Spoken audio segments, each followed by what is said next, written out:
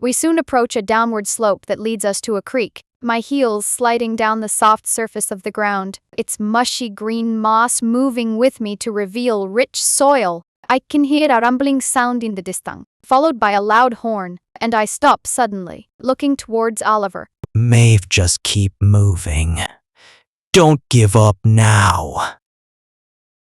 Oliver yells over the horn, and I shake back into reality, following Oliver once more. As we step over stones in the flowing creek, the rough bark on the thin trees enable my hands to grip tightly to them for support as I pull my aching body up the hill. We reach a flat surface at the top, train tracks lining the ground. As a bright light approaches from the distance, Oliver grabs my arm and turns me to face Oliver. Oliver's palms resting on the sides of my face, and we stare into the eyes of each other. Oliver's thumb juts out and wipes a tear that I didn't realize slipped from my cheek. The train approaches faster. Its bustling noise increases with the bright glare of the headlight.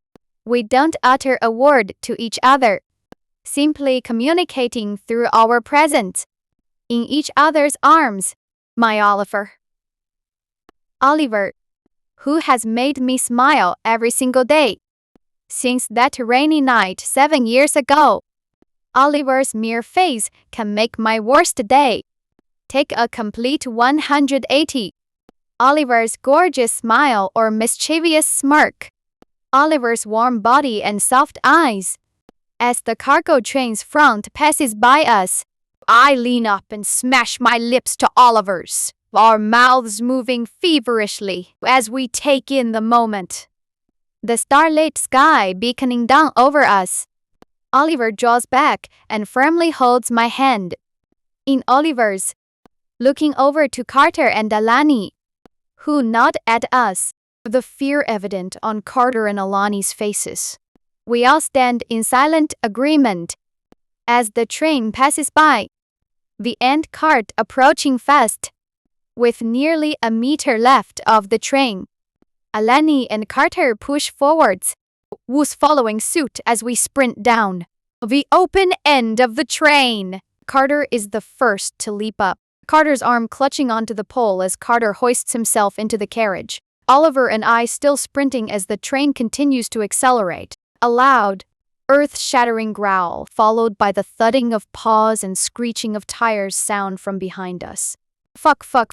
Carter and Alani both reach out to grab my arm and I take a hold of Carter and Alani, leaping into the carriage and landing with a thud, my bare knees scraping against the metallic floor. I turn around to face Oliver, extending a hand to Oliver and gasp at the sight before me. Wolves sprint towards us with increasing speed. A midnight black wolf larger than any I've seen before, leading them with a ferocious expression. Black SUVs follow close behind them, illuminating the 20-odd wolves who run in pursuit of us. My gaze turns to Oliver and I extend out my hand, grabbing it before Oliver looks into my eyes. The black wolf only a meter away from Oliver, nearly nipping at Oliver's clothes. Oliver's face turns red as Oliver pushes himself to keep up with the train and grab a hold of our arms. The screams of encouragement from Carter and Alani pushing Oliver. I love you, May.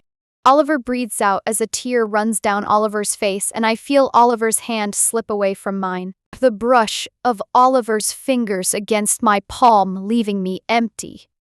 I let out a sob and reach over the carriage, trying to extend my arm further out to grasp at Oliver, only to be disappointed by handfuls of air. Carter's arm wraps around my waist to keep me from slipping off the carriage as I cry out in agony. Oliver, N-O, no, let go of me. O-L-L-I-E. I scream through gasps, pushing at the arms of Carter with as much force as I can muster, but to no avail. My wails of protest are left unanswered. Roman pins Oliver to the ground, ignoring my pleas for Roman to stop. The wolves and cars surround Oliver and Roman and create a semicircle, armed soldiers getting out of their cars to point their weapons at Oliver that are handed to Roman. I recognize the face instantly as that of Roman. Roman takes one last deathly look at me. My body shakes in terror and my muscles throbs in sync with my fast-paced heart. The last thing I see before the train curves and trees block my view is Oliver being lifted into the air by Oliver's throat at the hands of Roman. You know that feeling when your heart burns in your chest, almost as if it's clenching into a tight fist, cutting off your circulation? That's the only way I can begin to describe the pain I am feeling in this moment. I sit curled up into a bowl, my spine pressing against the cool sharpness of the metal carriage. As the train continues moving, tears somehow continue to slide down my cheek despite the endless hours of crying. As the glare of the moonlight flickers through passing trees and onto my swollen face, my eyes sting and my throat feels like I have swallowed a sandy desert. I glance briefly over at Carter, who sits, sleeping with Alani cocooned into Carter's body, Alani's head nuzzled into Carter's chest. I'm thankful that Carter and Alani can get some rest. We are going to need it when we get off this train. I have tried relentlessly to shut off my sow brain, to stop the cogs spinning, but to no avail. No matter what I try to distract myself with, the image of Oliver, my Oliver, being choked to death haunts my mind.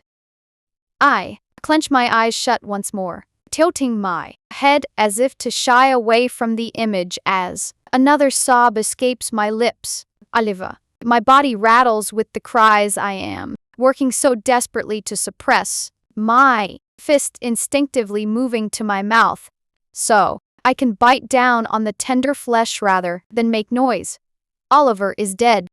The only person to ever truly love me is dead, and it is all my fault.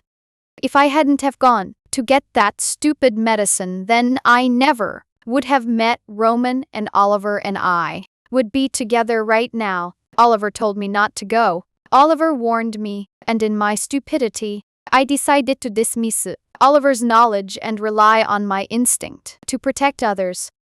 It should have been me. I should have waited for Oliver to get on the train first, and then I would be the one taken now, not Oliver. Roman wanted me. How could I have been so ignorant and reckless?